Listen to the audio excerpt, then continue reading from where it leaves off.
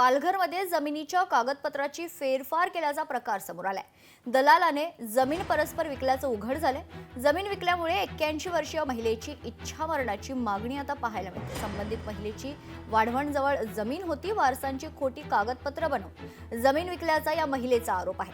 तर जमिनीच हडप केल्यानं उदरनिर्वाह कसा करायचा असा कुटुंबियांना प्रश्न पडलाय।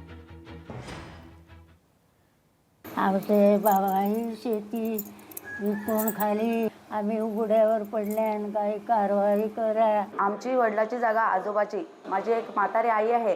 ती म्हातारी आई माझ्या दारात मरणाच्या दारात आलेली आहे, तर तिला न्याय मिळावा। परत बहाच्या रोहित राऊतने ती नावावर खोटी कागदपत्र करून नावावर करून घेतलाय। रोहितवरती गुन्हा दाखल व्हावा अशी माझी इच्छा आहे। पण ती जमीन नसली तर आम्ही जगू शकत नाही। काहीतरी आम्हाला न्याय मिळावा अशी माझी विनंती आहे तुम्हाला। लोकशाही मराठी ऐका, पहा, जागरूक रहा।